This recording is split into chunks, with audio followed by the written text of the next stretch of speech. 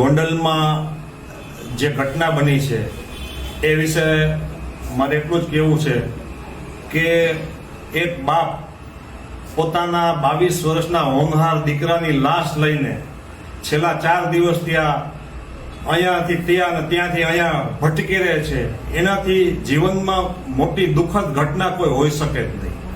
આ બાબતની દુઃખદ બાબતને વખોડવાની બાબત કે આ બાબતમાં શ્રદ્ધાંજલિ આપવાની બાબત પહેલી વાત તો લોકોએ એ કહેવી જોઈએ કે આને અમારે સાંત્વના આપવાની છે, પછી પણ આગળ આપણે કાર્યવાહી કરવાની છે. મારું એટલું કહેવાનું છે કે જે ઘટના બની છે એ અત્યંત દુઃખદ છે. આ રતનલાલ ને પોતાના હોનહાર 22 વર્ષના દીકરાને લાશ લઈ અને ગુજરાતથી રાજસ્થાન જવું પડે, એનામાંથી વિશેષ શરમજનક ઘટના ગુજરાત સરકાર માટે અત્યાર સુધીના ગુજરાતના ઇતિહાસમાં બની નથી.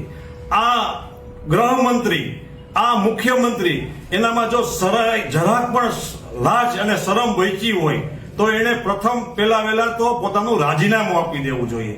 કારણ કે આ બનાવની નિંદા લોકસભાના સદસ્યએ લોકસભાની બહાર પણ નિવેદન આપીને કીધું છે, એને ટ્વીટ કર્યું છે. મુખ્ય ગૃહમંત્રીનો પણ ટાઈમ લીધો છે ને વડાપ્રધાનનો પણ ટાઈમ લીધો છે. માટે આ ઘટનાને જરાય નાની આંકી શકાય એવી વાત નથી. બીજી બાબત એવી છે કે હું કોઈ પણ પ્રકારનું રાજકારણ કરવા માંગતો નથી. હું એટલું કહું છું કે આ દુઃખદ ઘટના મૃત્યુ, આત્મહત્યા છે, ખૂન છે કે અકસ્માત છે, એની તપાસ પોલીસે કરવી જોઈએ. પરંતુ આ પોલીસ કે જે દિવસ રાત માત્ર ને માત્ર જયરાજસિંહનો બચાવ કરવા સિવાય જો કાંઈ કરી ન શકતી હોય તો એની પાસેથી તમે ન્યાયની અપેક્ષા રાખવી એ નિરર્થક છે. એને રાજસ્થાન ન જ જવું જોઈએ. મારે એટલું કહેવું છે કે એસપી સાહેબ એને પ્રેસની સમક્ષ સીસીટીવીના ફૂટેજ જયરાજસિંહના બંગલાના રજૂ કર્યા છે, પરંતુ હું એમ કહું છું કે તમે 4 મિનિટના ફૂટેજ રજૂ કરવાની જરૂર નથી.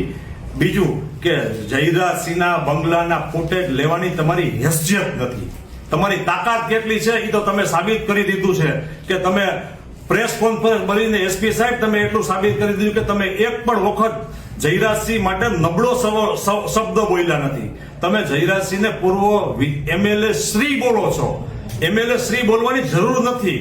ચાલુ એમએલએ ને એમએલએ શ્રી બોલો તો એ માની શકાય એવી બાબત છે, પરંતુ પૂર્વ એમએલએ માટે પણ તમે શ્રી બોલો છો, એનાથી તમારી નાલેસી કેટલી છે એ દેખાઈ આવે છે. બીજું કે જે વ્યક્તિને માર માર્યો છે એના સીસીટીવી ફૂટેજ એના બંગલાના કોઈ વ્યક્તિ આપે એવી માની શકાય વાત? જે વ્યક્તિના પોતાના ઘરમાં એની સામેના આક્ષેપ થયા હોય ને એના સામેના સીસીટીવી ફૂટેજ તમને આપે એ વાત જીવનમાં કોઈ માની શકાય નહીં. હું તેમ છતાં પણ એમ કહું છું કે આ બનાવ હત્યાનો નથી. આ બનાવ જયરાજસિંહે કે એના પરિવારની હત્યા નથી કરી એમ માની લઈએ આપણે.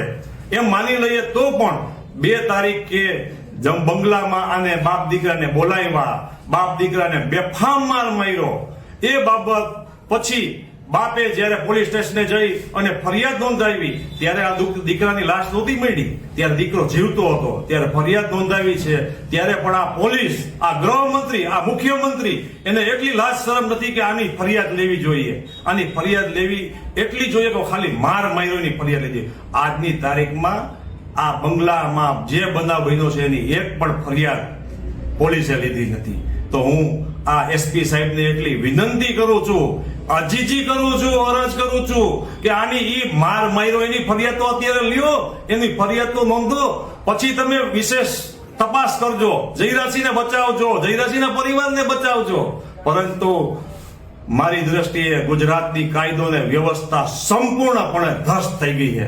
કાલ સવારે મારું મૃત્યુ થાય, આકસ્મિક મૃત્યુ થાય, મારું મર્ડર થાય તો મેં પરિવારને અત્યારથી હું કહીને આવ્યો છું કે મારા મૃત્યુની કોઈ ફરિયાદ આ નાલાયક સરકારની પોલીસ પાસે જઈને નોંધાવતા નહીં.